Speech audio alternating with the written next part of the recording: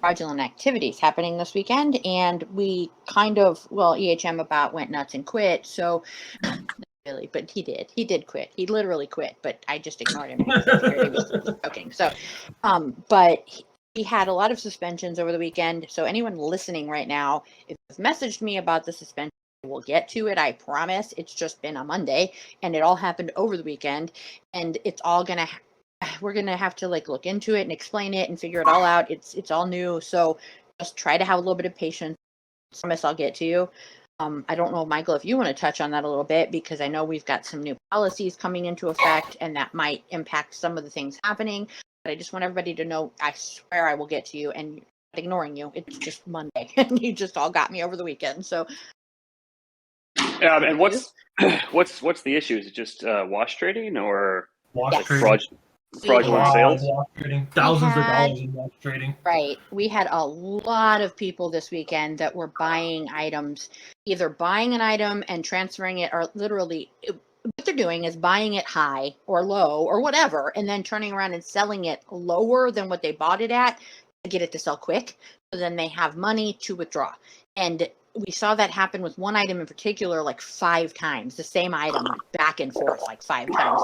People, the pricing was nuts. People are taking a huge loss doing it this way, but I don't know. It's weird. We saw a lot of people doing it, and I know EHM went into the chat multiple times this weekend and tried to warn people not to do this, but they did anyway. And now we've got a whole laundry list of users that need to be gone through and figured out, because names I saw in there, I did not expect to ever see doing this. So it was very, very surprising, and I'm not sure what we're going to do, but we'll get to it. But that's what was happening this weekend, Michael. It was just kind of nuts. Yeah, no, I mean, look, I think that's it. It's going to happen. Sorry. No, I'm just trying to make sure that you guys can hear me okay, and the audio is going to be good enough. Yeah, no, I mean, look, it's going to happen. It's the result of burning having a payout component that allowed individuals with large collections to burn, millions of prints, receive a little bit of modest payout per print, and then apply that spending power in the aftermarket. So it's a known vector. It was a known thing before we launched burning. So there's very little surprise about that behavior. The response to it and how it's managed it's a complex one, right? Because some of this is subjective. Some of it could be true sales where someone could sell at a loss. Some of it is really observable in terms of there being patterns. For instance, the back and forth trading, effectively 2 accounts engaging in, transactions of the same item back and forth. Whereas some of it is a little more subtle, right? So some is blatant in your face and very easy for our nets to catch, whereas others are a bit more subtle and behind the scenes. I mean, ultimately, it's a mix of balancing marketplace integrity on one hand, where the sales data about past transactions can accurately reflect the value of the item, right? So that what you see as a top sold item, or what you see as past sales for similar prints of that item, are true reflections of what the market's willing to bear, right? Because somebody wants it as a collector, as opposed to somebody simply engaging in wash trading. So, excuse me, on one hand, you have the balance of marketplace integrity. On the other, you have kind of a, wide open, libertarian, this is your stuff, do what you want with it approach. And there are aspects of that actually are really appealing, where people can sort of do what they want with their stuff in a lot of ways, because the physical world, doesn't have a marketplace that can kind of go into your closet and say what you can or cannot do with the t-shirt you bought years ago. So it's a tough one, and there, are a lot of these things to balance between sort of integrity on one side and policing for that integrity, and then the other set of things, which is sort of true digital ownership, and maybe there shouldn't be a centralized service that can govern this because it's truly your item. So philosophically, it's not a an easy one. But in terms of like administering a series of policies to ensure there's integrity with transactions in the marketplace, I think the thing maybe folks don't know that might make them less upset if they do see fraudulent activity is we scan for that for this activity when an account attempts to make a withdrawal. The reason we use sort of precise language about, on Twitter, every Friday when we put the tweet out to sort of give the update that withdrawal requests have been processed, the precise language we use is like all eligible withdrawal requests have been successfully processed. And that's because we do employ data and a team to manually review those individuals that are attempting to make withdrawals. And in many cases, we will reject a request. That's why this notion of eligible withdrawal requests, that implies that there's actually a group of accounts and withdrawal requests that are indeed ineligible. So for the real true collectors that might see this activity and feel like there's something fishy going on, we do have controls in place that have actually been in place for some time. We just haven't talked about them. That I would say they discourage continual fraudulent activity. They might not stop a single transaction, but they may discourage multiple transactions that are fraudulent of a single account because we sort of take away the reason that you would engage in it. So, the one-off fraudulent transaction is bad, but accounts can be stopped that attempt to engage in that in a way that we think actually more often than not, the marketplace is sort of high integrity in terms of these transactions, right? So like on one hand, you see things being traded back and forth. On that same hand, you also see items that probably aren't worth that amount, selling for that amount. But then there's actually a whole rash of other transactions where number ones are going for hundreds of dollars, which does feel more appropriate and does feel like a transaction that's truer to the value of it. So I think I would basically sum up like I'm not surprised. We've planned for this. And there are things that are sort of stated and known that we do around our policies, as well as things that are sort of behind the scenes that have been employed really from day one around withdrawals to minimize this behavior and disincentivize this behavior, where quote unquote this behavior is sort of anything that detracts from the integrity of our marketplace. I guess the net of it is, to conclude, it's like we see this activity, and if the activity makes the market, if it reduces the integrity in the marketplace, then that behavior can be stopped, and that behavior can be prevented long term, at least on an account by account basis. So that was a long answer, but yeah, we got it. Jules, would it be helpful to walk through the policies that we have in place? That's what I was just going to around ask these you. If you wanted to maybe even introduce the new one to, have we published that yet? Is it in the midst of being published? Is that what's going on?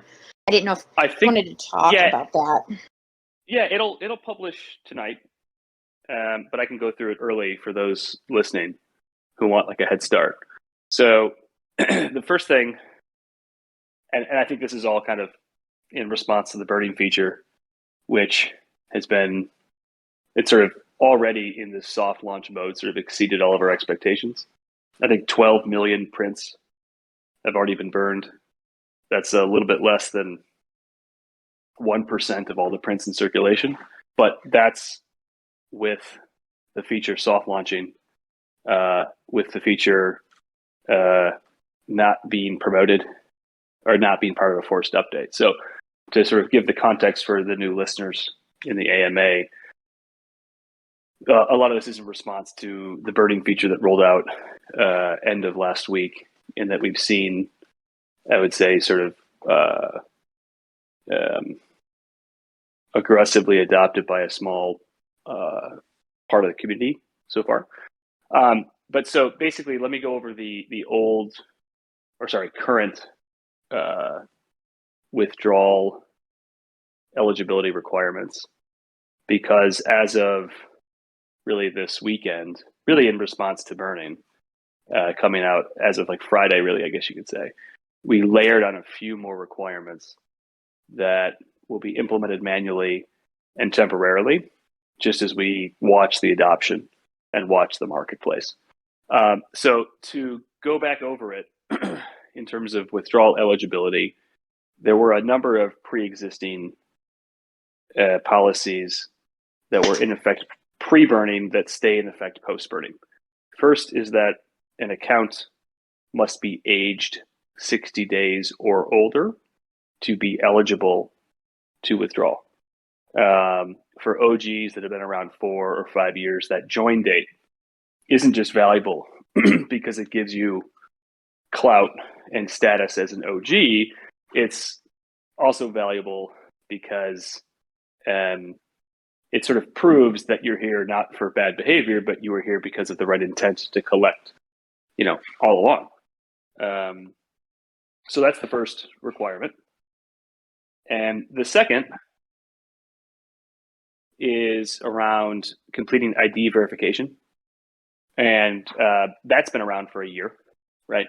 And in some cases, the ID verification came up front, and that had to be done. So if the account is aged over 60 days, then the next step would be that the holder of that account has to complete ID verification through our secure partner Passbase.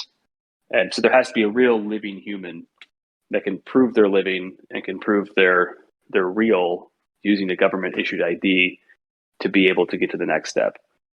Then the third step for eligibility was, and still is, having a minimum amount of withdrawable funds. That minimum amount is currently $100. It'll stay $100. And withdrawable funds is calculated based on the count, or basically sales proceeds. So the proceeds you've earned from selling cash listings to other collectors, plus individual deposits that are aged 60 days or more, which kind of gives the ability to try before you buy, which actually doesn't really exist much in this space, but we're sort of the friendliest in that regard. So that was the third component that existed before burning, still exists after burning, and it's just that in effect, store credits can't be withdrawn, but other types of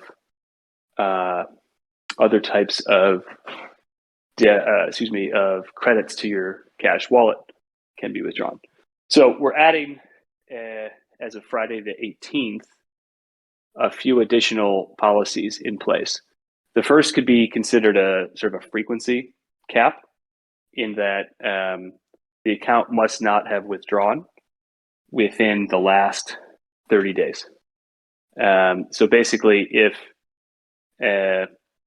like hypothetically, I requested a withdrawal and I was successful in that request a week ago, and I request again today, we would have you wait an additional 23 days or so in order to be eligible for that next withdrawal request. Now, that goes into effect as of the 18th. So if you successfully withdrew funds on the 18th, you can still request today, because the clock in effect starts, the afternoon of the 18th or the morning of the 19th. So if you were to request a withdrawal and be successful with it, and it happened like tomorrow, that's perfectly cool. It just means you'd have to wait until late April to make your next withdrawal request. Right. So That will everybody, really clear, everybody that did withdraw last week, you guys will be able to withdraw this week, but try to plan so that you know that you're not going to get to withdraw again for 30 days after this week. Right? That's exactly it. Yeah, that's exactly it. So it all starts fresh, like technically the afternoon of the 18th. So even if you received the proceeds from a withdrawal request the morning of the 18th, that doesn't count for your 30 days. 30 days sort of starts with this week if you were to request a withdrawal by Friday the 25th. That's a new one. The next new one will be around wash trading. We've always looked for this manually, right? And I think there's a lot of there's some uproar in the community because of what they see in the marketplace, but they don't necessarily see that those bad actors have actually been caught kind of on their way out of the bank, so to speak. So there's kind of this lingering bad transaction that upsets the community, but what they actually don't see is the account behind that transaction doesn't really get the benefit of it because they've been stopped via our algorithms to detect fraudulent activity. So we're going to take what was a sort of a manual behind the scenes process and implement some new technology that allows an account to be flagged for fraudulent activity. And if the account is flagged, then that account won't be eligible to withdraw for an indeterminate amount of time. It's no different from what we've done manually. It's just we're more public about it. And there will be technology in 4.8.1 that if you happen to be one of those accounts, you'll actually not be able to press certain buttons to process that withdrawal. So effectively, we're more public about it. And rather than catching it after the request to withdraw, we're going to block it before the request to withdraw. So that's the next one. And then the last one is, and this one I have to stress is temporary. And I could definitely see this being lifted again across the board, or just to be honest, lifted on a case-by-case basis for, consistent good actors in the community. And that's this notion of a withdrawal max. So the withdrawal max starting Friday afternoon is $2,500 USD, so $2,500. So if you have anywhere between $100 on the low end or $2,500 on the high end, the withdrawable funds you have, matches the criteria, and you can proceed with the withdrawal. I think of these, not to get ahead of ourselves, but of these, that's the one I think over time you'll see a loosening of that, and potentially even a loosening of the frequency cap. But just for now, given the adoption of burning, we kind of want to, be safe and watch things. So I think to summarize that, we'll put this all into Medium. We're just waiting to publish it. It's probably a few hours away so that you can read it and see it as opposed to only hear it verbally. And B, it really is the layering on of a few more requirements around withdrawals that I have to stress are designed to stop bad actors from engaging in fraudulent activity that diminishes the integrity of our marketplace. And I'll go further. It's not just designed to stop bad actors. Having more precise and refined ways to process withdrawals actually allows us to reward the good actors. That might sound like a logical leap, but that's sort of the reality of it. Is more precise requirements allow us to ensure good actors can get through faster and easier, as opposed to having fewer requirements, which creates a situation where you sort of throw the baby out with the bathwater.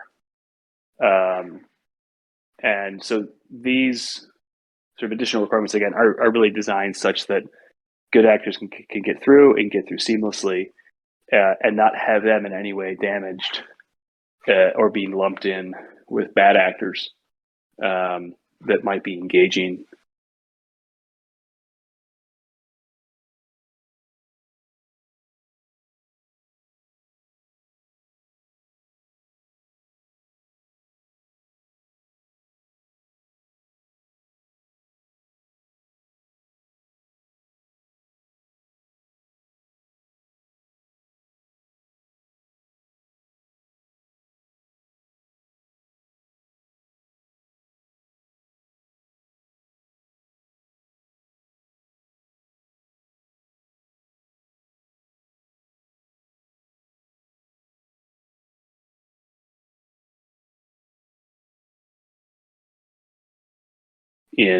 Wouldn't disqualify the traditional types of withdrawals that we've successfully processed over the last year, right?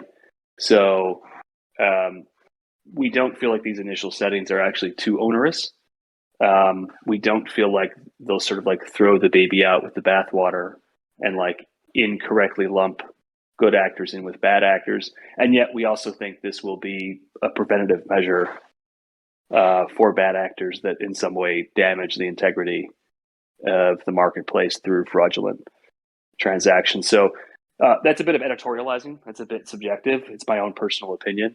But comparing this to the data from over 52 weeks of continuous withdrawal processing, this actually matches pretty well with what we've seen, and we don't suspect will really create much of a change in terms of withdrawable funds per month for those good actors in the community. Sounds good. And we'll try to have that policy up this evening, and I will post it here in the Discord for everybody to review once it's been published. Yeah, it won't. Yeah, it won't. I mean, not to get nitpicky, we won't try. It'll definitely be up. Oh, sorry. Yeah, we'll absolutely get it up. Yeah. It'll be up in a matter of hours. It's really just a function of a few, like one more proofread and some graphics to be created. But I think let's zoom out, Jules, actually on this topic, because every AMA that we have given prior to this was in a pre-burning world, right? We're now in this post-burning world, and it's a non-trivial feature. It's sort of, there were historically 3 direct actions you could take on any item in your collection. It was sort of buy, hold, and sell. There's now a legitimate 4th action that hadn't existed for half a decade that now suddenly exists, which is burning. So it's buy, hold, sell, burn, where you've got this sort of ability to create through destruction, I guess you could say. Much in the same way in the physical world, you can throw something away if you don't want it. So that's a pretty big deal. The Medium blog post that goes live in a matter of hours also goes into what's up with burning, how it works, why it's significant, what it sort of means. So I think, Jules, we may want to go over some of those elements. I think I think it's fairly understandable once you get into the new version of 4.8 and use it. But there are some things that we should call out and at least acknowledge that, like, we know, right, that I think might give comfort to the community at large. We also do have some questions that centered around burning too. If you want to just, discuss some topics, I'll watch the questions and if we've answered them. If not, I'll ask at the end. If there's anything we don't cover. Yeah, let me do my spiel, and then let's cover off any questions that I didn't cover directly. So, who, what, when, where, why, how. So, who can burn? Basically, anybody can burn, and there's no limit to the amount of burn commits or prints per commit or overall prints burned per day, per week, per month. There aren't restrictions there for that. Who can burn is also anybody that downloads 4.8 from the App Store or from Google Play. We should be very sort of specific here. there's a heck of a lot of effort going into the web marketplace, and I would expect the web marketplace to catch up and gain parity with all the functionality that exists in the mobile apps very, very quickly, maybe more quickly than people expect. But the web today doesn't have burning. So if you want to A, see burning, or B, burn yourself, you have to first download 4.8 on iOS and Android. So for the growing base of web users, this would be a good time to download the app and obviously sign in with that same account to get access to burn. How to burn? I actually think we did a pretty decent job on this because we've offered two ways to burn. First, you can burn any and all prints of an individual item that you own in your collection, and that has a handy feature of sort of quickly toggling on the ability to burn all dupes but keep your low. You can also select individual prints to burn. Maybe there are certain print numbers that you hold dear, like a 22 or a 29, whatever it might be, and you can really control that to make sure that sort of sacred number is not burned. And you can also destroy and burn all of the prints of an item. So it's a fairly handy way, if you go item by item, to sort of clean up your collection and remove those duplicates or remove the items entirely from your collection. The second way you can burn is kind of a multi-item burn at the set level. So if you visit a set in your collection, you'll see a small burn icon in the top right. You tap that, and then you can basically burn all the prints of all the items in the set, or you can burn just the dupes of all the items in the set.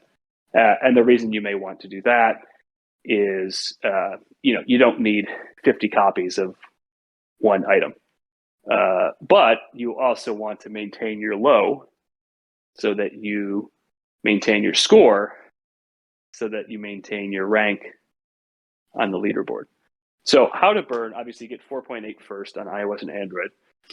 And then to actually affect the burn in the app, you can do it sort of one of two ways. And both are fairly handy. But I will state that there is a caveat, which is, say you wanted to burn an entire collection. Maybe you bought into an influencer 3 years ago, for fun, and you no longer want to have that influencer's, items in your collection. You'd still have to go into that brand, but then go set by set. So it's a little bit cumbersome if you want, a brand totally eradicated from your collection, but it's still possible on a set by set basis. Also, I will say there's a burning workflow that we call it, which is sort of a two-step process. Just know that on the first step, you can tap the button and then you go to a review screen. The reason the review screen is there is it's sort of some heavy stuff that's happening. It's irreversible, the burn. If there's an error and you fat finger it, it's irreversible. If somehow one of your kids gets your device and does it, it's irreversible. So it is a commitment that is truly one way, and as a result, it's kind of a heavy decision. So there is a second step in the workflow that lets you basically review the burn before you commit it, and lets you also see a calculation of the payout in-store credits that you would receive. And lastly, it's also heavy because if you burn all the prints of an item and those items contributed to a complete set, your set no longer is complete. And so you no longer have a score. So you no longer have a rank. So you no longer appear on a leaderboard. So, that's more of an FYI that if you're, deeply interested in set completion or in ranking, that will be affected by the burn, because burn is, not only does it remove it from your collection, it removes it from all collections permanently in the future. So that's that. Let me see if there's anything else I wanted to cover before we got into the questions. Oh, okay. Last bit, and this is a bit more subtle in the way that it's been implemented, but I think actually really important, kind of sneakily important. The suspicion is that as birding adoption grows over time, the way that scarcity is expressed in the marketplace will shift. And it'll shift away from what we call print count and will shift towards generally something known as prints in circulation or circulated prints. Print count is effectively the count, like the number of copies of that item that were manufactured, at the time it was sold. It's sort of like 3 years ago, 1,000 copies of this item came off the assembly line. And that's been one of 3 sort of attributes that make up sort of the de facto notion of scarcity in the app. That's effectively the denominator, as it were, right?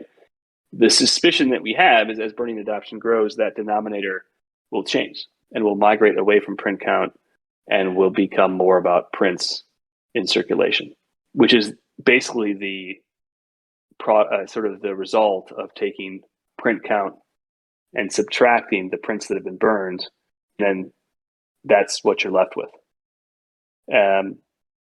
So the prints in circulation, the circulated prints, is, we think, going to become over time a better indicator of scarcity than print count, which is sort of this notion of how many were manufactured when it sort of came off the assembly line. So we've accommodated a bit of that, but there's a bit more work to do. So if you get 4.8 and look at the item detail page, you'll see that there's a new row in the info section called circulated prints. That is the result of total print count minus what's already been burnt. And that should update fairly instantly. There's also a whole, sorry? Oh, I didn't say anything.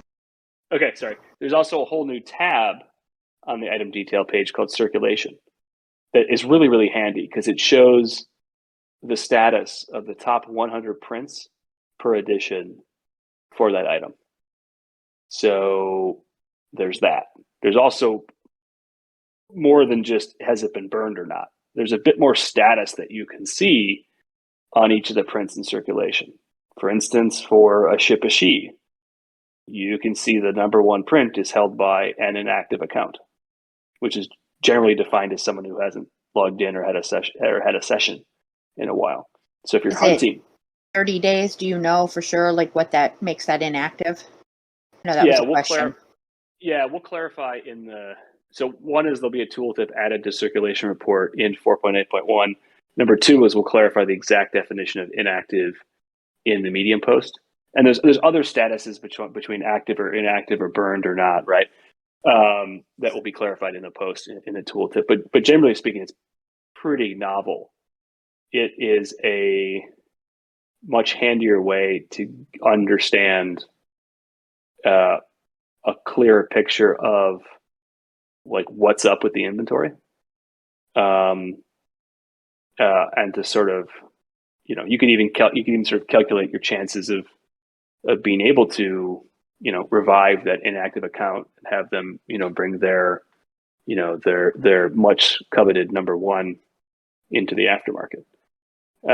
You'll be able to see, for instance, if a number 3 is actually the true low, because hypothetically, maybe somebody burned number 2 and number 1. I don't know why they would do that, but that is possible. And this circulation report would present that to you. And I think the circulation report, we could build a whole series of features off of that. It's just super, super cool. I mean, that could be the basis of a bid system, if you really think about it. That is an advancement to what we've already developed with Wishlist. So basically, there is a superpower that's granted by burning. Each individual collector has that superpower currently in an unlimited fashion. And we've recognized that rolled out at scale across the community does have implications to notions of scarcity. And so we've sort of built for that, we think, and provided that information into the item detail page. Now, what I will say is when you review listings for the immediate future, you are still going to see things listed as, first edition number 24 out of 1,000, right? It's still going to have that denominator of print count. But there's going to be some point in the future where we'll take it to the community, but there may be so much burning of prints in circulation that we actually need a new denominator. And that new denominator should be circulated prints. We haven't built for that yet because its importance is a function of whether or not circulated prints becomes the de facto notion of scarcity. And then that itself is obviously based on the adoption rate of burning. But do know that that's in our heads. And, as you all sort of burn more and then sort of reassess the consequences and what scarcity means in the aftermarket, we'll adjust in kind and update that functionality, as you guys see fit. Are band But yeah, accounts included in that? Included in what? In the circulation. Number of the band accounts included in that? There is a print status called frozen. That could show you it on a per print basis when you look at the circulation report. But as for the new stat that we call circulated prints, that already shows up on the item detail page. Before I get that wrong, let me get the final calculation on that one. So we'll publish the Medium article in a few hours, and we'll be super precise on what that includes. Like, for instance, I was looking at a QPR item from the base set that dropped in December. It had a 5,000 print count, but it had circulated prints of like 4,875, right? So I don't know, 125 prints have been burned. We will be very precise in this blog post as to the 125 quote unquote missing prints, if that's just those that have been burned or those that have been burned and that sit within band accounts. So that's a really astute question. Let us sort of get that precisely defined and put that in the Medium article and in a tooltip in 4.8.1. It could be an instance where our engineering team, went ahead and built it in a more sophisticated way that I couldn't track. But we'll get the precise definition there. I would say basically at a minimum, it definitively includes the subtraction of burned prints. Whether it includes an additional subtraction to include prints that are in a band account, I don't know. I don't want to state and get it wrong. So let's save that one for the Medium post.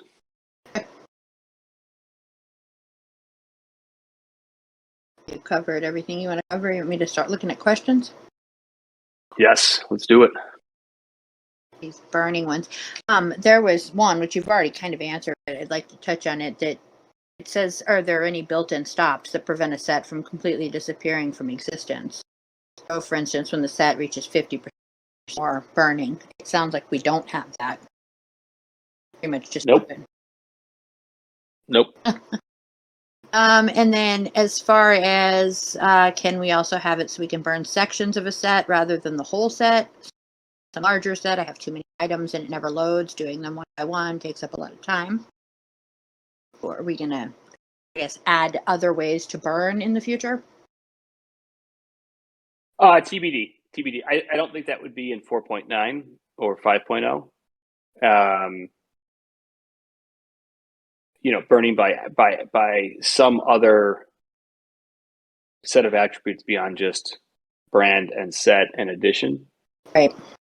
I think could be useful, but I would say I just for setting expectations, I wouldn't expect it, in the next 6 weeks to 2 months. I think we have to wait and see, what the adoption rate is and what sort of the burn rate is, given the existing 2 ways you can burn, before we build a way to make bulk burning both precise and efficient. So I think for now, if there are members of the community that are waiting for, let's say like a way to search one's collection and then based on attribute burn, 10,000 prints all at once, I wouldn't wait for that. I would instead, as cumbersome as it is, go through the set by set approach to burning. Yeah, we did have a question about being able to burn, for example, everything that wasn't a first edition. Like, keep all first edition, but burn everything else in one go on an item. Yeah, I'd love that. I see how that makes so much sense, right? Like I'd love to do that too personally. Maybe it's something that could come sooner at the brand or channel level. But right now, I would say if there's a desire to burn those prints, I wouldn't wait. I think it's probably safest to just spend the extra time, unfortunately, going through set by set within a brand to in that case burn all your dupes. Hey, Spider, I'm gonna switch over from my headphones, which are losing power. Let me just pause for a quick second. Okay, good. Okay, thanks.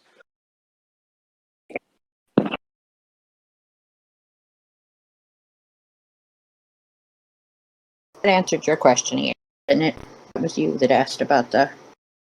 Yeah, that pretty much. I mean, it sounds like they'll try to find something that identifies it.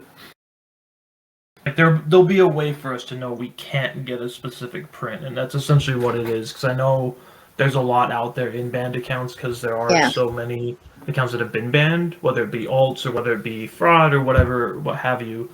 And I think it's good for the community to know if they're, especially when they're low hunting, if they know it's even possible to get an item. Right. Well, it makes sense if it isn't including the banned items in that circulation print, and that, you know what I mean? If it is including them as being in circulation, that could be a problem as to knowing really the true number that's in circulation, if that makes sense. Right.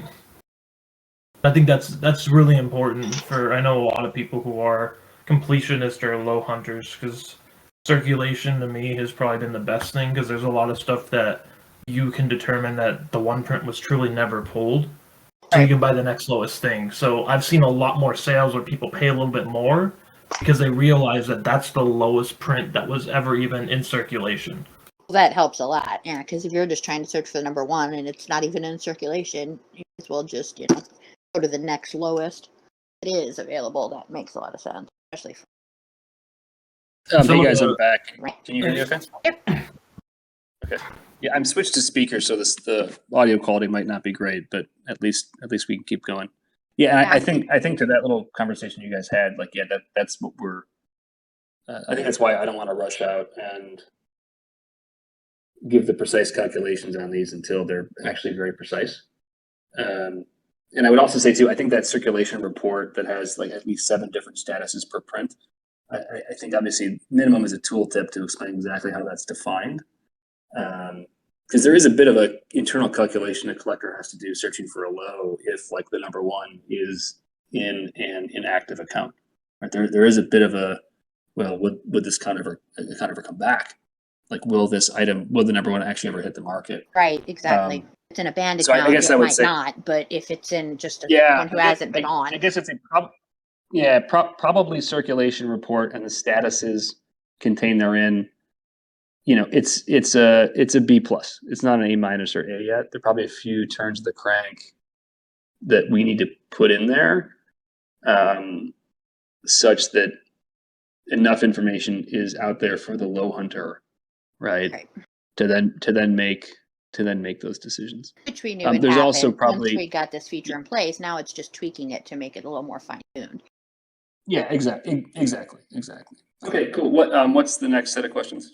We had a question about the Quidd burner account, being able to see what items and prints have all been burned, but it's no longer updating. Yeah, that's a really good question. It wouldn't be done via the Quidd burner account. And just to be clear on the Quidd burner account, that is where a burn to print goes, but that's been built in a way that it never comes back out. So it's truly the blackest of black holes that swallows up your prints and quite literally can never come back the other way. But the way that this would be expressed would definitely not be by looking at the Quidd burner account, because that's not even a true collection. That's not even a true account. That's just a black hole that sucks it up. The way we're thinking about it is, imagine a circulation report at a at a brand level, where the example in the Medium post I gave is like Game of Thrones. Like, it is difficult to find out what's the most scarce item in Game of Thrones, especially in a post-burn world. So there's some things we're thinking about that would make available to all collectors different views of almost like an aggregation of all the circulation reports. Right. So just imagine a simple list view in Game of Thrones that shows, items sorted by lowest to highest prints in circulation. I think that would be a very, very useful way to look at it. So I think generally speaking, there won't be views of the burner account because that is a black hole. But I do think that there's a lot of interesting data that is created by this that we want to show on the brand level, so that a new collector, an old collector, can really easily get a sense of, okay, based on this brand, like, these are the ones that have now become more scarce. And the reality is there's a lot of volatility. Things could flip, based on the rate of burning. What would have been the lowest print count item may now be surpassed by an item that has a lower prints in circulation. So I think that, like, basically duly noted, that's I think where we go from like the B, the grade B or B plus, into the A minus or A territory, is adding more views of items based on prints in circulation at the brand level. This question, I just wanted to maybe touch on. It says, how many Quidd collectibles are on the app in total, and does Quidd have the cash flow via tax income to cover the outgoings via burning if a substantial percentage are burned? I don't know about the tax implications for number 2, but number 2 is just fine. For number 1, we can run a report. We had about 12 million prints burned over the weekend. I believe last I checked, there's about 2 billion prints overall. So what might have felt like a bunch of burning really represented less than 1% of the prints in circulation. That's crazy. But yeah, I just wanted to make sure that people were aware that that there is plan for them to not worry about not being able to get their cash withdrawals. I guess I was kind of concerned that question meant people were worried that we wouldn't be able to give them their withdrawals, but I just wanted to they were totally fine. We're good. Let's see where we go to now. It looks like we've had some questions about the future drops in fandoms. They want to know if they're going to be in seasons like what we have currently. I think generally you can imagine more seasonal drops that have multiple sets within that season, and the season itself can kind of constitute a kind of like a brief dip into that brand or that IP, where you may not in the future see a second season of the same brand come on the heels of the first season. Seasons could actually become quite seasonal, where season 1 where a brand happens and season 2 ain't going to happen for a year. I don't know if we'll get there or not. That's just some directionally what at least I've been thinking of, but I can't speak for. Yeah, I think that's for the team what they've been attempting to do, that. to kind of spread things out real nicely so we have a good variety. Yeah, the other piece that, again, this is a bit, I might be speaking out of turn, but the big thing that I'd like to do is give collectors a guarantee on the total number of seasons per brand. So ahead of season 1, hey, look, there's only going to be 3 seasons. Right.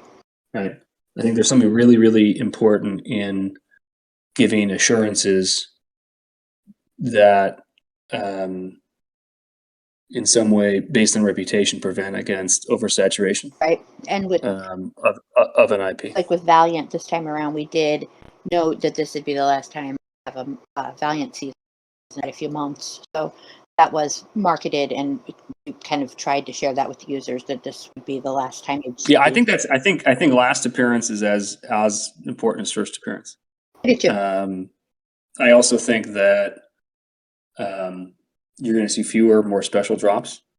I think that those drops will be made more special because of knowledge about first appearance, last appearance. I think we can even do a better job of, certain characters reappear from season to season, but some assurances as to like the total count of that character that will ever appear, I think is actually quite compelling. So no, I love those concepts. I love sort of finite seasons that are sort of announced before even the first season. Because what I really don't like is there is a downside to not knowing what's coming in the future, which is, print counts get lower and lower. A 1 of 1 comes out a year later, right? And you have the 1 of 2. I think not knowing that stuff in advance is a net negative. So there's actually some downsides to having like future surprises. And I think one in particular is just about, guarantees on inventory. I agree. They can plan better that way too. If it's like a primary channel they collect, they know what. I know. I really like that that planning ability. I think it actually is just the best for the store, the best for the marketplace, the best for the collector. It's sort of like a total, win-win-win. Right. Plus, it's exciting knowing it's coming up in a couple months, and you can, see that you're going to have it finally, and it's coming.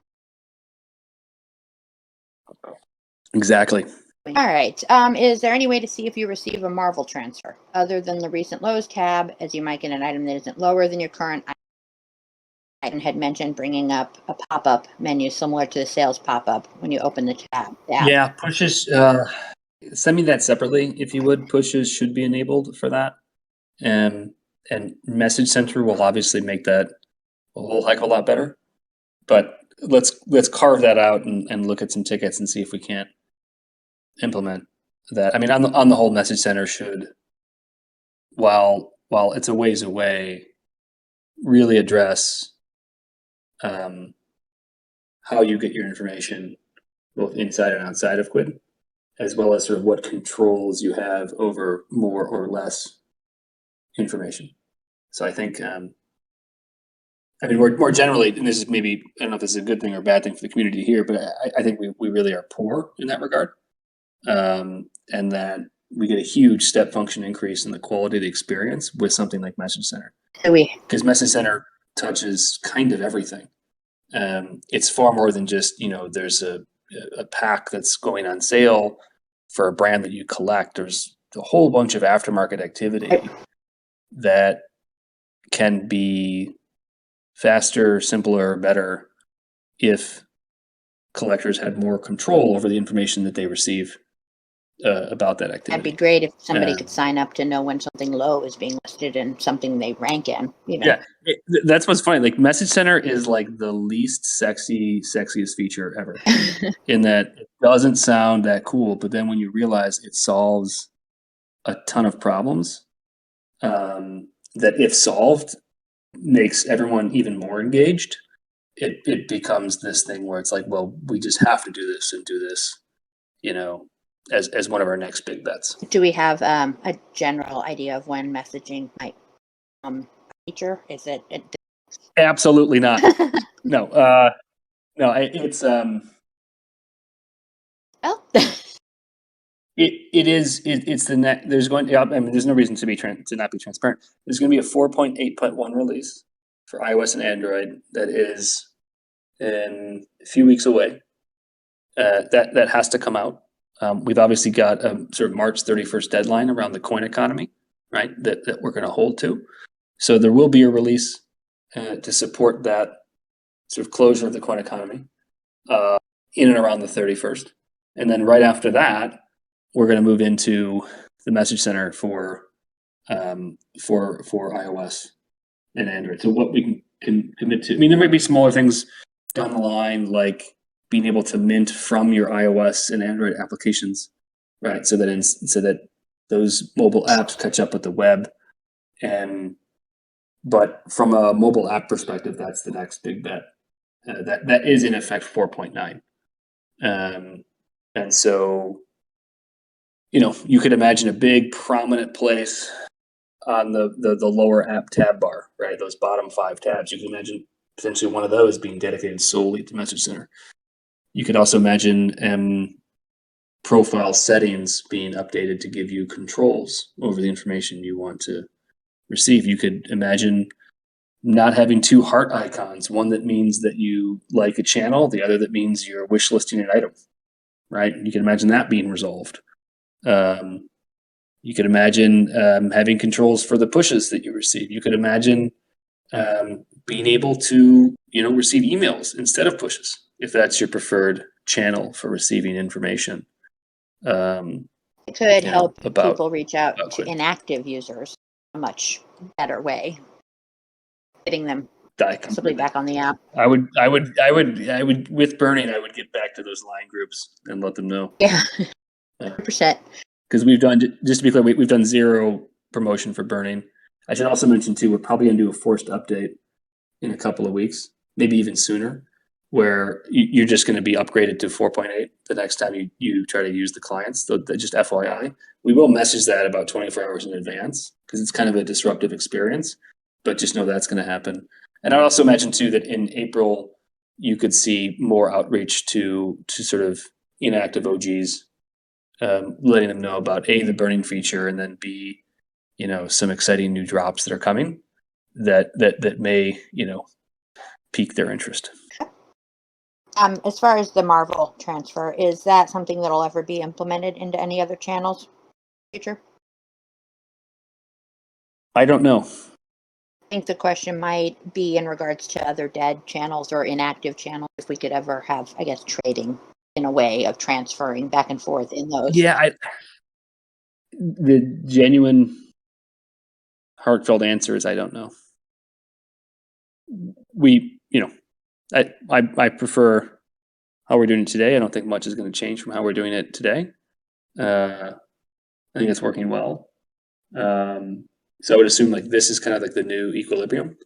But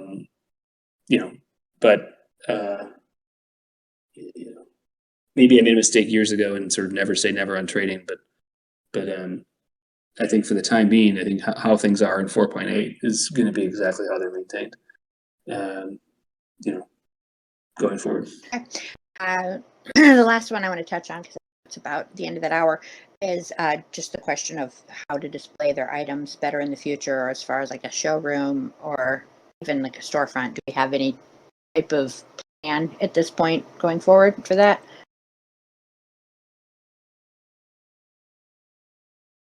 Right now,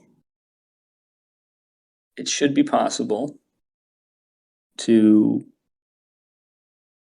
get your URL to your profile page on the web and send it to anybody and have them see your profile without having to register.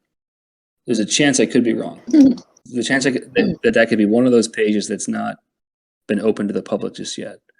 But that, I believe, was put into place a few days ago. And that's a step. It's not the full step, but it's a step, because I think part of displaying is sharing and having those that you've shared it to be able to come back and see it. So that's one way to expose your store to new users, or even to existing OGs to say, come take a look. Like I'm selling this item. I think there's more that has to get built on top of that. Is there something you can eventually have, kind of like we did in the past, where you could share sets to social media, like when you completed or when you were looking for items, and there was a button in app where you could just share it to socials, and it would let you maybe copy the link and post, or however it worked back then? That might be something maybe could think about for the future as far as storefronts in the app. Yeah, no. I think it's a great idea. And I would say there's more foundational things that are actually going on right now that I can't mention, that I would say allow for that traffic to be received in a much better manner. For instance, if you're promoting a sale to an existing collector or a collector who's yet to register, or if you are, celebrating a perfect set, which I think we had one over the weekend, which is absolutely insane. That it's not just about the screenshot on social, but it's about what happens to that screenshot on social when someone clicks it Right. and comes back to us. Yeah. So I would say, like, what we're working on right now, without getting too sort of cryptic, is the ability to receive that traffic in to your little corner of the app or your corner of the web marketplace. We're working on receiving that traffic really well. And then what we'll do once we're comfortable with, like, the bottom of the funnel, we'll open up the top of the funnel and make it much easier and more fun for you to initiate the share to begin with. But as for things like showrooms and galleries and, composing, a three-dimensional world with your amazing objects, that's an area that, we haven't opened it up yet, but you could really see a developer program as a good way to tackle that, where you've got dedicated microsites that integrate with our APIs. Not to get too technical, but where someone can build an amazing showcase and display room, and they do it, and they just hook up to the items that are either stored on chain in your non-custodial wallet or stored off chain with us. So I'll leave it at that. That's awesome. It's in the works. But it looks like Malkin wants shelfies. Oh no. So That again? I guess we'll have to do it. They were amazing. Okay, one last question. One last question, Spider, then I got to run. Okay, well, I think you pretty much covered most everything. I mean, I've got some random questions that I'll probably have to address that aren't really in regards to what we've discussed, but there was a question about IR, but I think we still don't have anything definite on that. Will we see those channels with an active license be reopened for cash, or will they stay locked? All of the earning and coins go away.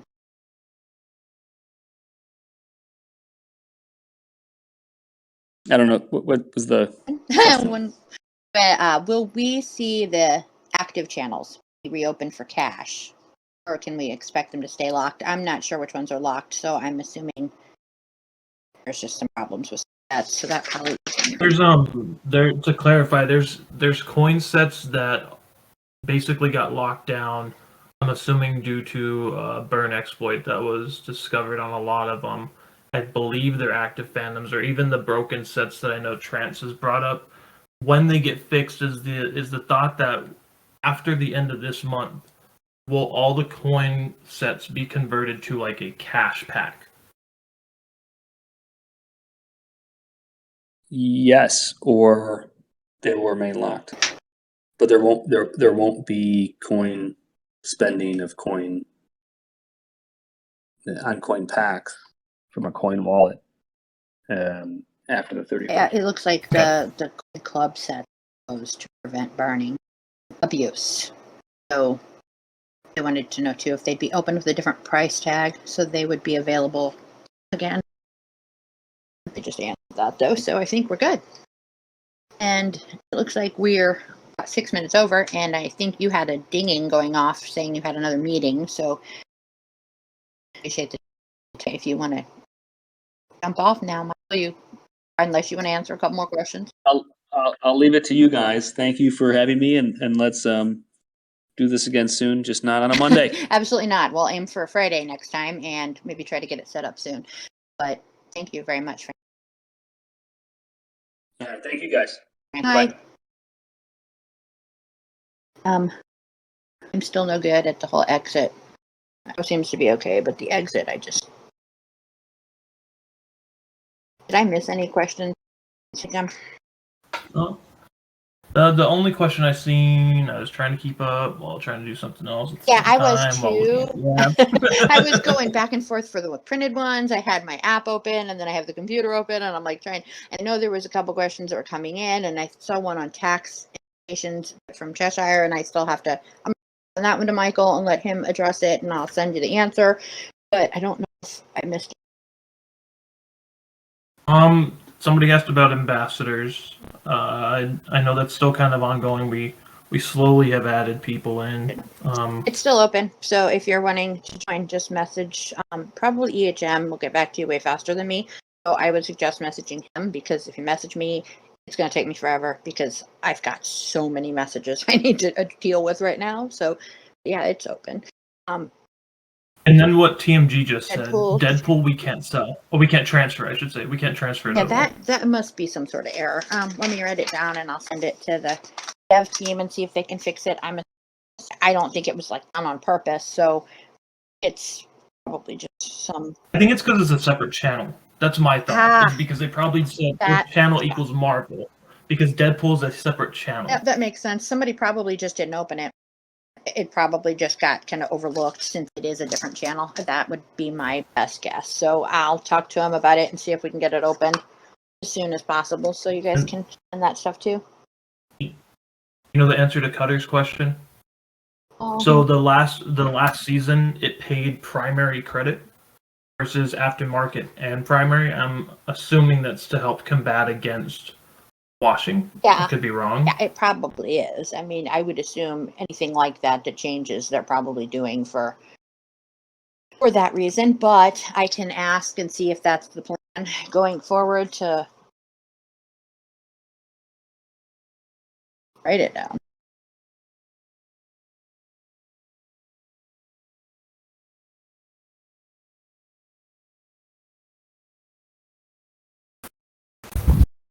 I don't set that up.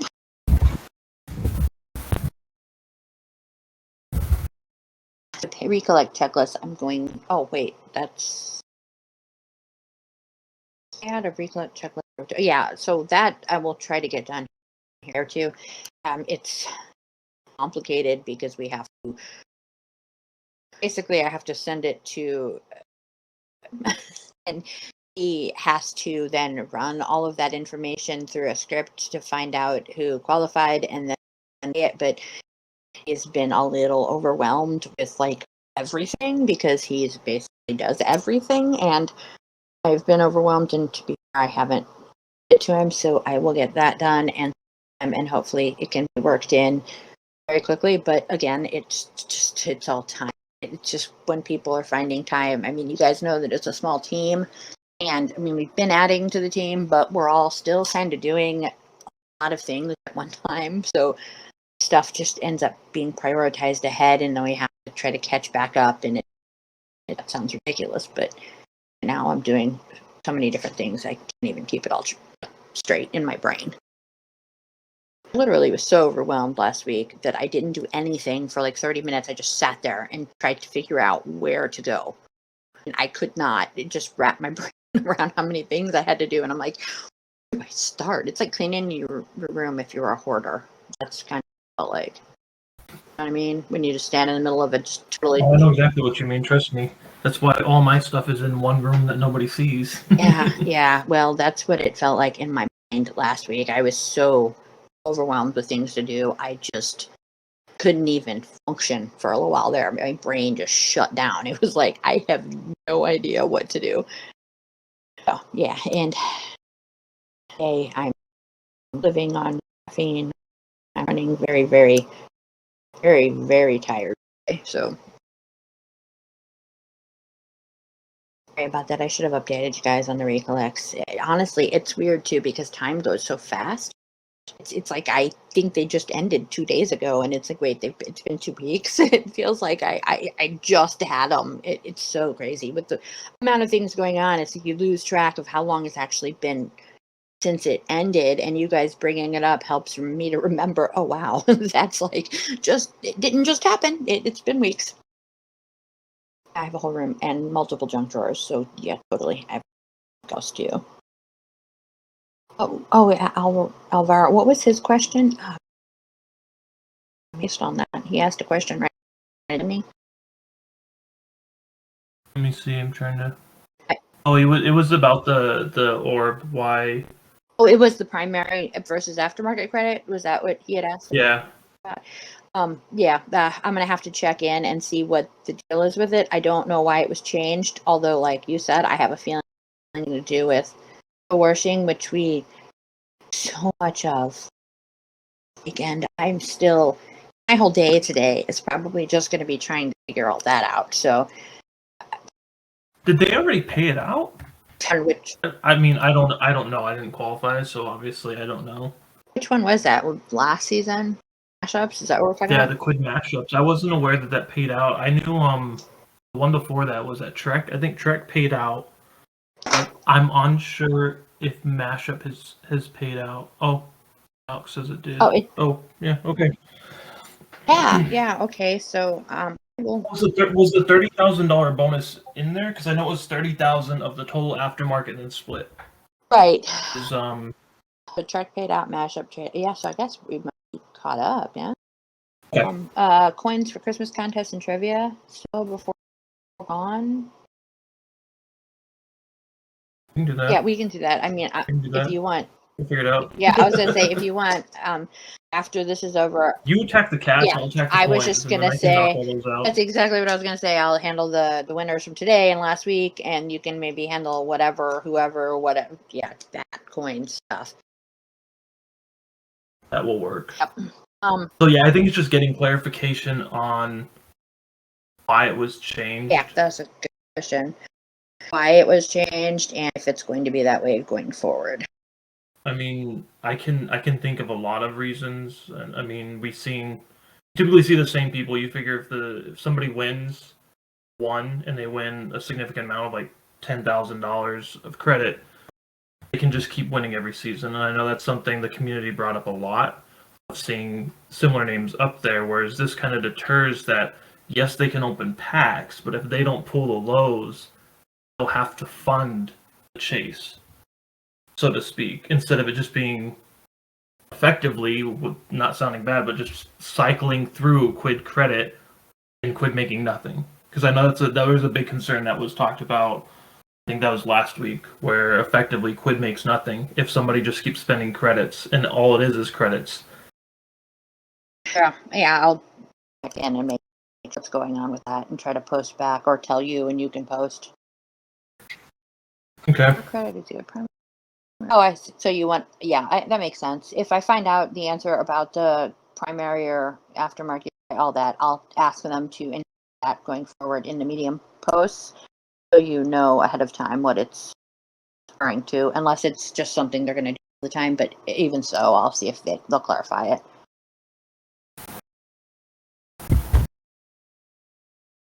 Anything else? So Atari is a season. It's just a small season, but it is a season. They're including it or considering it.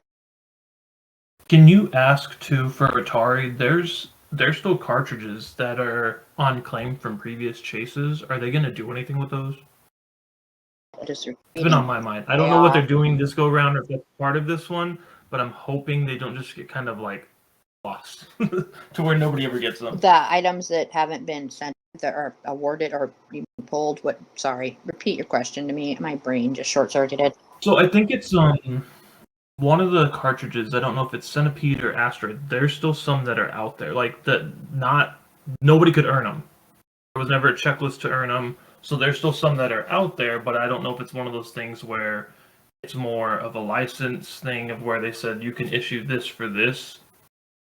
That's where I don't know that stuff. Yeah. So it's just a question of we should consider those as like, I guess as Michael said, frozen to where nothing's going to happen to them. Yeah, is it no one has ever gotten any?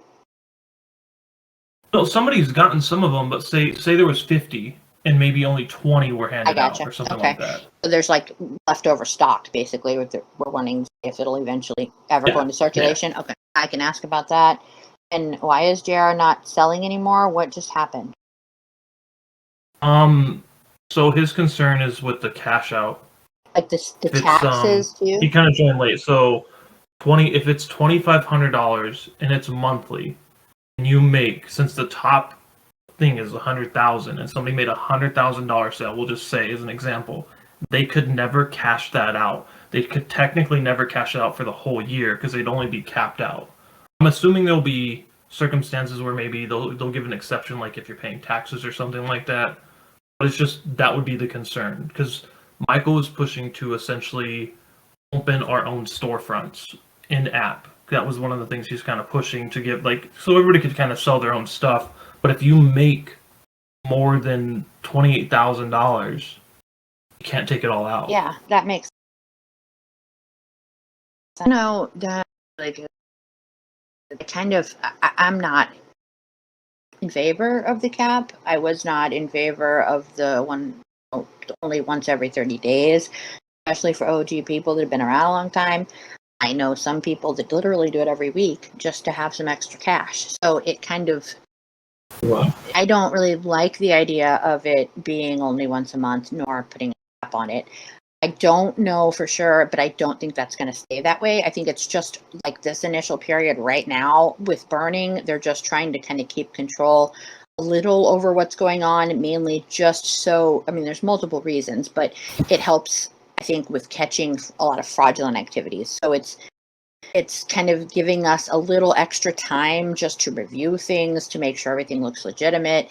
And then at the same time, it's also, I don't know if, I'm sure most people are familiar with PayPal, and this also will touch on someone's question. I totally am blanking, but about the PayPal issues with certain things changing and how it's paid and how it's taken out or sent over or whatever.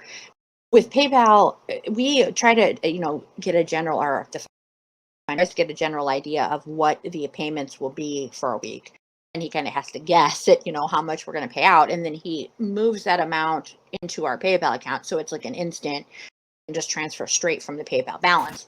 But if we underestimate that, we then have to pay from our account, which is, for some reason, it takes a different, it goes through differently.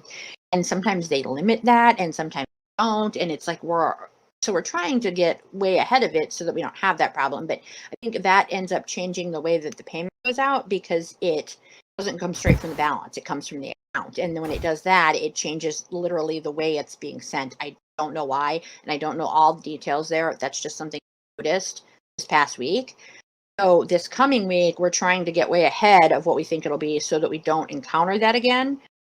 Hopefully that made sense. But if you've seen, use PayPal, if you don't have a balance, it pulls from your bank account, and it sometimes can cause it to either take a little longer or go through differently. But I was going to say, though, is as far as in the future, I don't know that I don't think we'll always have the cap. And I every 30 days after we get through this initial, everybody going crazy pyromaniac style and burning everything, withdrawing things, I think it'll eventually taper down, and we'll start putting a different restriction or take off the restrictions and lessen them. I was reading Tom's comment while I was trying to talk, and my just went sideways. That's kind of what I was thinking, is not, special people, but I was thinking maybe there could be a way where we have the option, at least while we have these restrictions in place, that someone can request a higher amount and get it approved. Like if, you've already done your one cap of 2,500 or whatever for the month, or even you haven't, before you do it, you want to pull out way more than that for the month.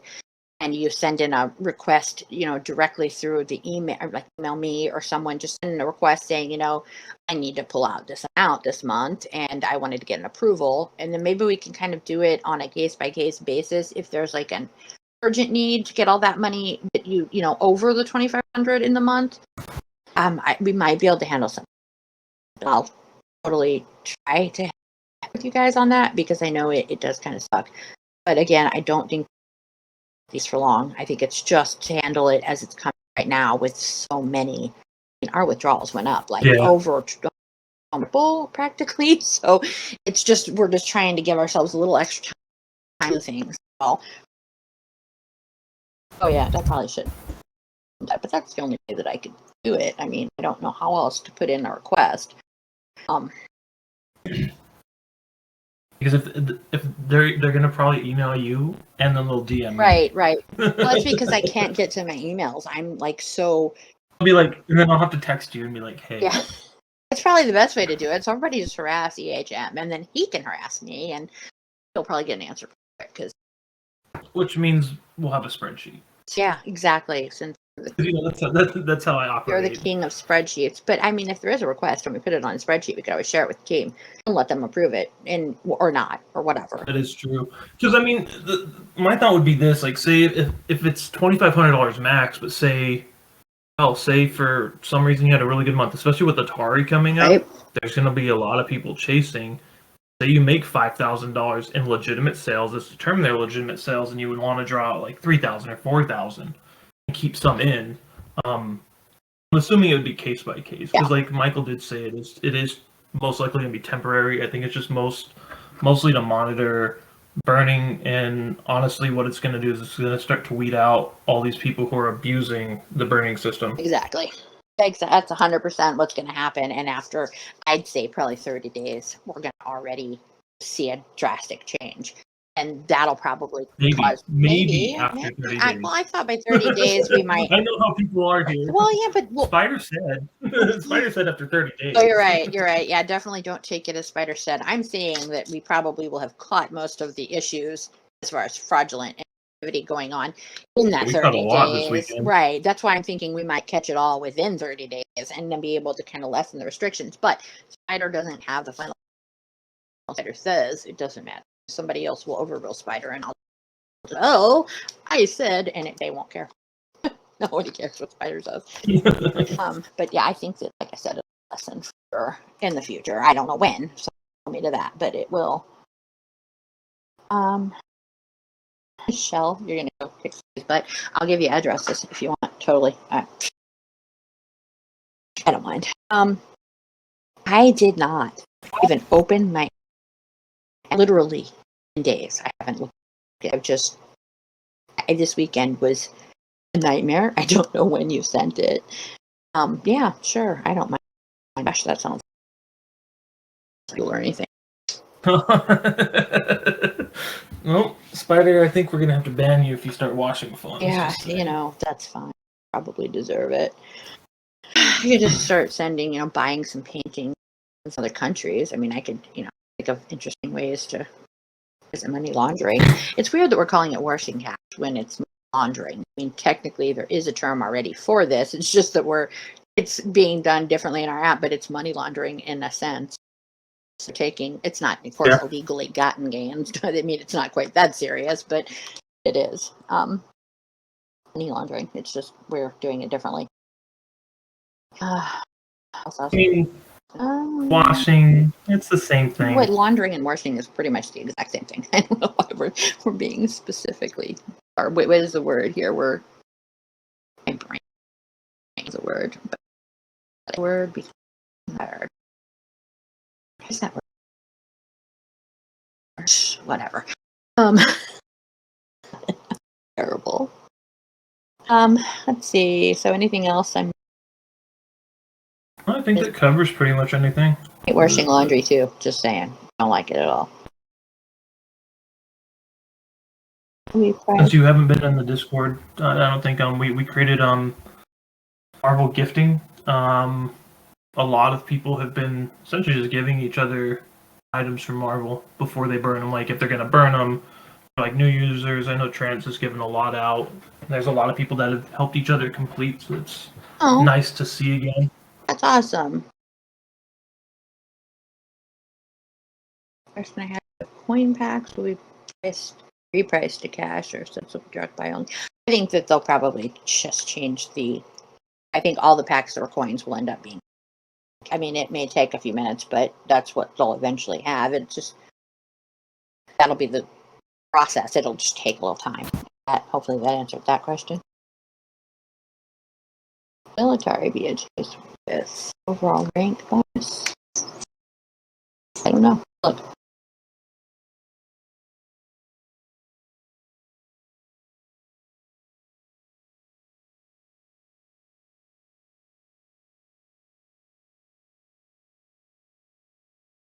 Yeah, it looks like it should overall rank bonus on it.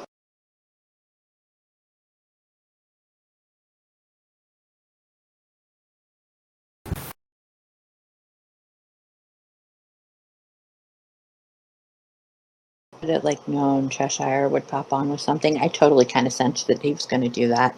Just saying. always very specific. I figured he would at least tell me the word. You didn't tell me the word I was looking for. So, I mean, you didn't help. Semantics. That's it. All I needed to do was semantics. Burning can be an option not to burn shinies. I'm not sure. I mean, I think that we've asked multiple times for a lock on things, but it just hasn't happened. I think somebody did say that there was a workaround there that if you listed it for sale, it wouldn't give you the option to burn. Did somebody say that? Yeah, that's accurate. So, I mean, that's kind of annoying, but if you don't want to accidentally burn a shiny, you could just list it. But then again, what happens if somebody buys it? That would suck. But I mean, if you list it for something crazy, yeah, I was gonna say you list it for some insanely crazy price, but I mean that's still kind of a pain. But I mean, if it does work, I don't know if there's anything planned in the future. I'll ask if there's anything to do about locking. But the last AMA, it did not get uploaded, which is my fault partially because I have to upload the recording after the AMA and then give it to the team because they like to make little blurbs to put out on what's it called, Twitter. And so they usually have me wait to upload it, and I just forgot to upload it last week. So I'll get that uploaded, and I'll get the one today after I send it over to them. Physical pop I went years ago. What? I don't even know what that would be. What physical pop did you not get? I thought everybody got those. That was like 2018, I think. I thought everybody got them too. That's weird. I mean, I know they sent them all out, and I think it was actually just sent through Amazon. I don't think we sent them out personally. I think they just bought them and sent them, but I didn't know anyone had a problem. I assume that we're going to start doing stuff like that. It's just we got the feature in place, and now we're going to start, fine tuning it and adding things. Michael had commented on that and said that we'll probably be doing more ways to choose what to burn in the future. It was just kind of getting to burning took a long time, and now it's just fine tune going forward. But that's definitely a good idea. I like the slider to pick like that idea, along with being able to burn by edition. If you wanted to just pick all of everything after first edition, that would be great for me, especially in one of these crazy sets where you get 10 editions or something. Also would like the slider option too. That'd be great for base sets. If you're going to burn everything after the 10th print.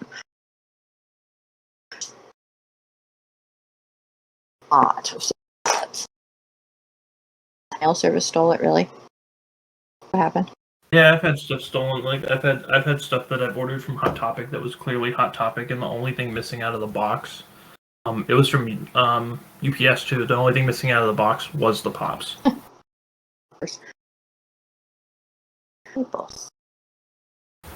That's why we all need that Ring camera, just so we can catch everybody steal. Unless they did it, of course, at the post office.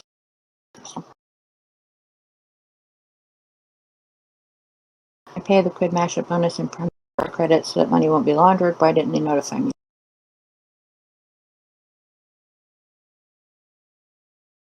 I'm not sure I understand the question.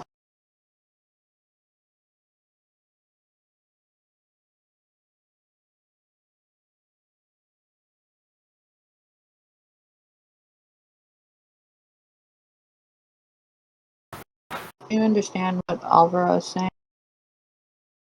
No. I know it's about the orb question. Why they didn't tell you it was going to be primary store credit? I'm not sure. I didn't even literally know that they had changed it. So I have to ask that question. I mean, it doesn't clearly say that it's not either. You know what I mean? Yeah, I didn't even know we had it picked a specific way. I wasn't aware that they had done it one way and then changed it. I just assumed it was the same. But now that you've said that they changed it, and it's, at one point we didn't have that option to buy a different type of credit. That's been added as a feature recently, so that could also be a possibility as to why it changed. because we didn't always have the feature, choose a different credit style. I mean, it was just, you paid it out and that was it. You didn't have different options out. So, I mean, but I will find out why they did it that way and if that way going forward. But I mean, I don't know. Didn't it? That doesn't help me. I get it. I'm going to have to get more information. I don't have a perfect answer right now. Cash out to be 30 days or still on Fridays. So, I mean, it just depends. If you've done it already once in 30 days, then it'll probably not allow you to request a withdrawal for 30 more days. I would assume it'd be from that Friday that you did it last, so. Oh, you sent me a number 1? Ooh, I'm gonna have to check that out. Oh, number 1. When I stopped collecting, I was still buying just number 1s. So that's all I would collect was just number 1s. I wasn't collecting sets. A lot.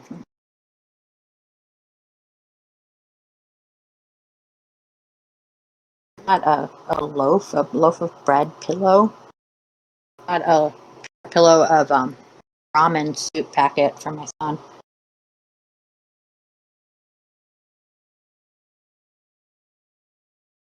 I'm not. People are asking more.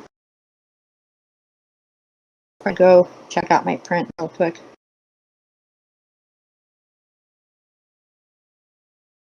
They are fun. I don't use it though. He's got it sitting in his dresser like it's some, I don't know, collectible, I guess.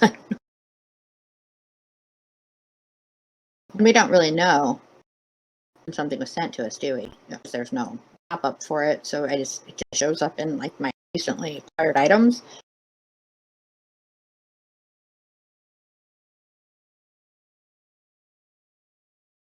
Did you leave? Asleep? No, I'm still here.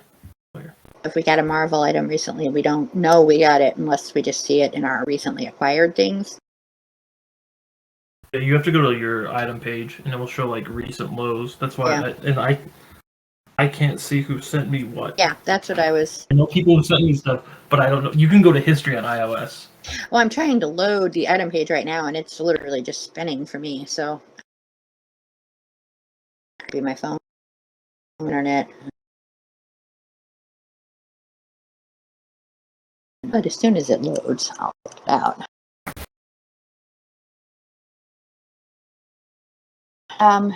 What Fluffy Link? What item was it that you were supposed to get? Can you let me know what it was, and I'll see if I can figure out if we have any kind of tracking or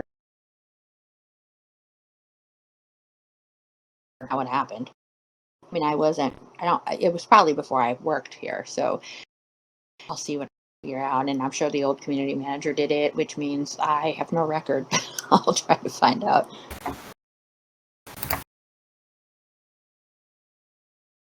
Yeah, it would still be only on Friday for withdrawals. I mean, it's always going to the deadline hasn't changed, Thursday at midnight. So if it hasn't been 30 days that Thursday, and it stinks, but I mean, if, your 30 days is up on a Saturday, say, I mean, you can request another withdrawal, but it won't get paid out till Friday the next week. It's still going to be the same time frame process.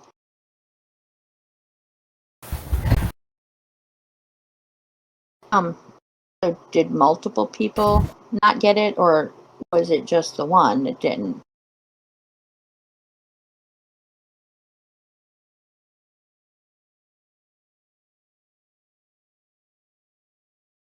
The Atari NFT, I've tried to check into that multiple times, and I've checked the address IDs just to make sure that they were sent to the right place. I mean, as far as I know, the person that did them sent them all. I gave him all of the information, and he sent them all. And I don't know why they didn't show up. We have like no way of like figuring that out other than by comparing the IDs and making sure they were correct. I'll try to look into it some more and see if there's any way I can try to track it. I'm not super familiar with NFTs or how any of that works, so I might have to just have somebody else help. And what is the big announcement? Because that just shiny, and I was sidetracked.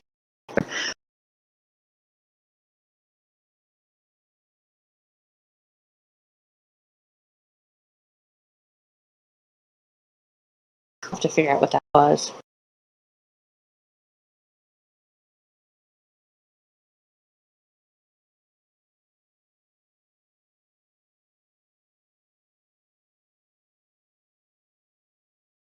Oh, well, that's not just guy in Canada one, and they're like, you can't have that. So they gave it to someone else. Hold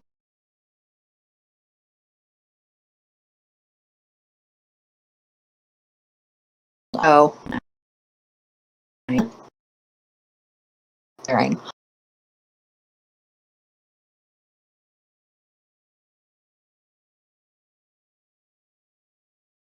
Okay, I think we're good on questions. Cases.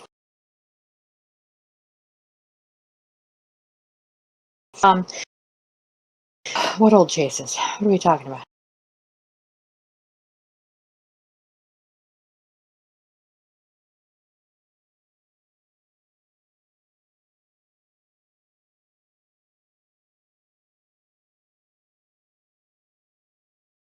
Old recollect chases. Oh, I see. Okay. I can talk to him about doing that. I don't know if we can open them. We might be able to. And I set a lot of those up, so I might just be able to. I might have to just redo it because if I open it, it's then reward every single person that's clicked them since without even trying to. So I'll look into it. But couldn't the credit for burning be just for aftermarket? I'm not sure. Person. I'll try to find out more information about all the primary and aftermarket and all that, the credits on all of this, and see. Again, this is one of those things going with fraud. We're just going to kind of work it out as it goes. It's just kind of all new. So we're just starting with a certain scope, and we'll just probably have to tweak it as we go. So I might change slightly as we go along. I'm going to get off and go eat something because I want to. I'm hungry, but I'll try to get to the questions that you guys have asked, and I will try to get both of these today's and last week's uploaded here today. If you guys have any more questions, you can either send me a message or send EHM a message, and he'll bug me. So, and I guess that's about it. You guys have a great day, rest of the week. I take a nap. Like I'll dream about eating. Hi. EHM, are you gonna say bye? Bye. Bye. Bye. Bye, everybody.